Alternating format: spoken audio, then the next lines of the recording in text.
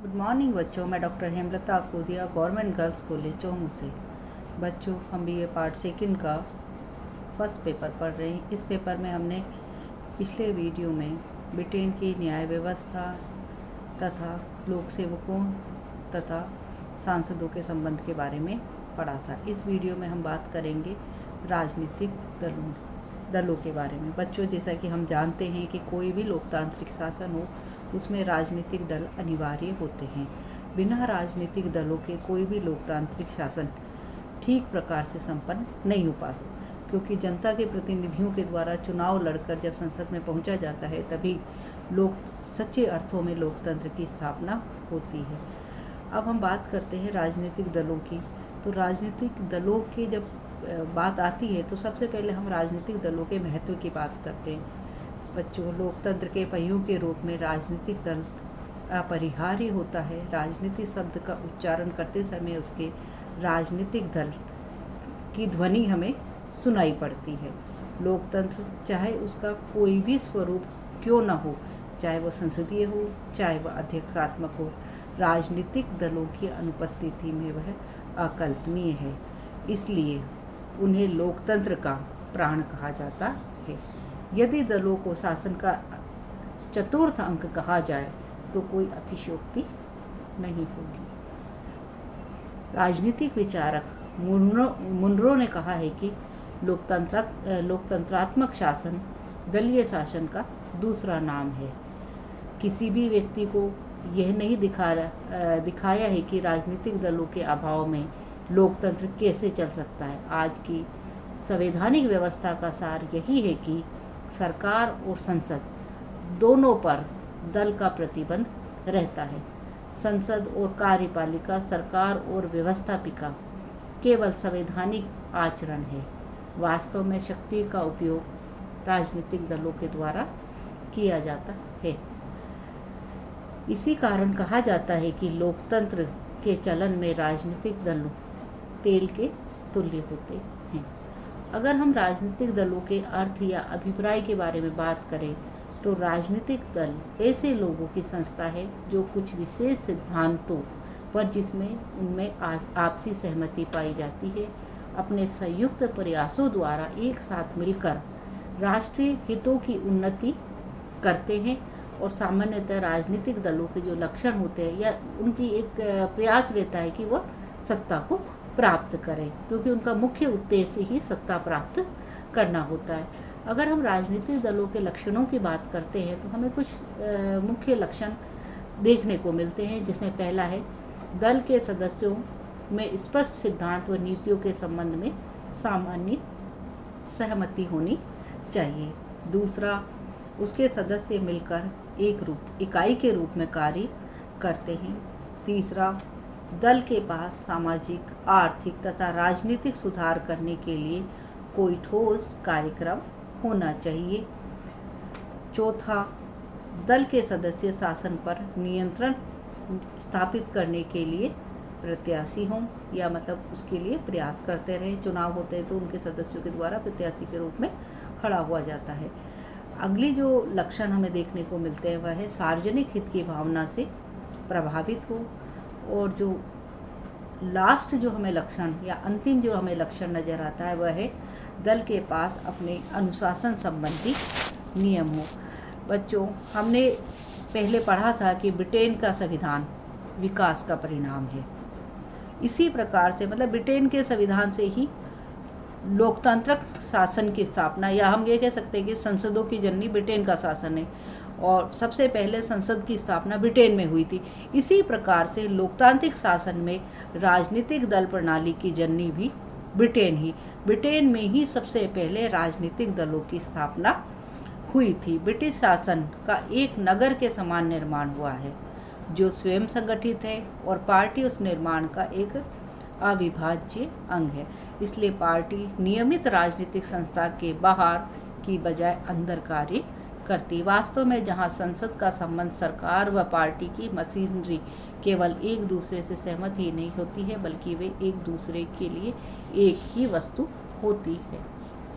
बच्चों, अब हम बात करेंगे ब्रिटेन की दल प्रणाली की विशेषताओं की। बच्चों, ब्रिटेन की दल प्रणाली में हमें जो प्रमुख विशेषताएं देखने को मिलती है, उसमें पहली विशेषता है द्विदलीय प्रणाली। ब्रिटेन में मुख्य रूप से 2 राजनीतिक दल पाए जाते हैं। एक सरकार बनाता है, दूसरा विपक्ष में बैठता। अन्य दलों ब्रिटेन में अन्य दल भी है, लेकिन उनका महत्व बहुत ही कम होता है। ब्रिटेन में सामान्यतः इतने सालों में अधिकतर प्रमुखतः 2 प्रमुख दल रहे हैं, एक विपक्ष और एक पक्ष में होता है।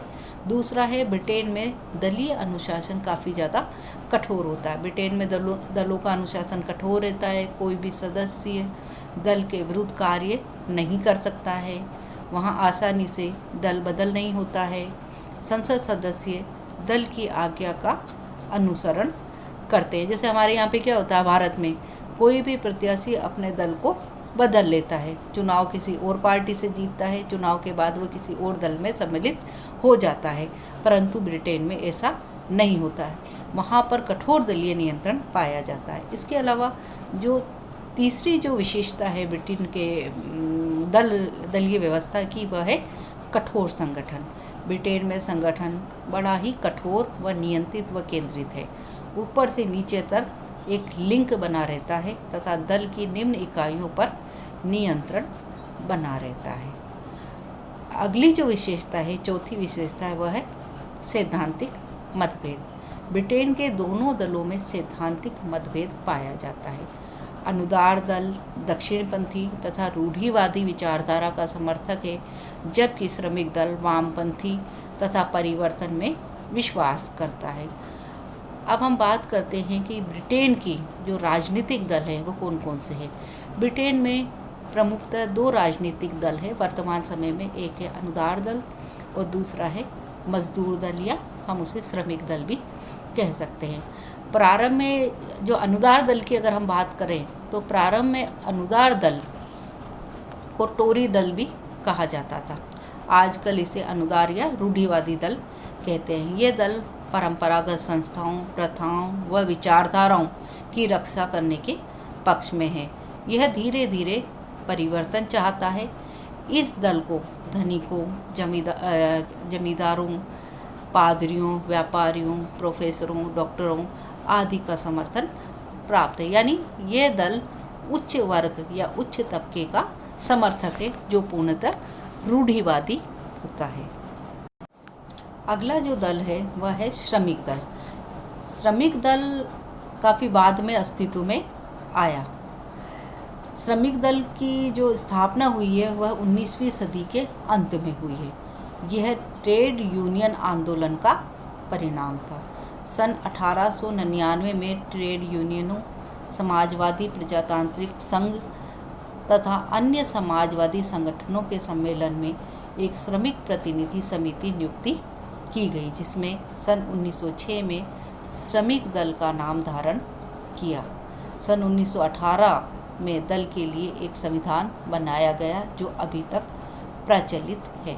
सन 1923 के निर्वाचनों में श्रमिक दल को 191 स्थान प्राप्त हुए तथा सन 1945 में संसद में पूर्ण बहुमत प्राप्त हुआ। ब्रिटिश समाजवादी साम्यवादी ढंग का नहीं, बल्कि ये मेथोडोनिज्म पद्धति पर आधारित है। अगर हम श्रमिक दल की नीति या सिद्धांतों की बात करें तो मैंने आपको पहले ही बताया, यह मजदूरों का या गरीबों का संगठन है। तो इसके जो प्रमुख सिद्धांत है वह हैं, यह दल लोकतांत्रिक उपायों में विश्वास रखता है। दूसरा, यह दल आर्थिक एवं सामाजिक विषमता को दूर करने के लिए प्रयासरत है। तीसरा, यह दल शोषण की नीति का विरोधी है।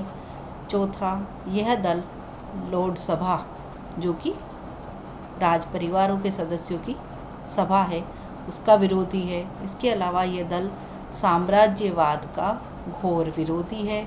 यह दल राज्यों के पारस्परिक सहयोग में विश्वास रखता है। यह दल राज्य का विशेष विरोधी नहीं है, क्योंकि राजतंत्र से राज्य ने लोकतंत्र का रूप धारण कर लिया है। यह समाजवादी कॉमनवेल्थ की स्थापना में विश्वास रखता है। मतलब इस तरीके से जो श्रमिक दल है वह समाजवादी विचारों से ओतप्रोत है।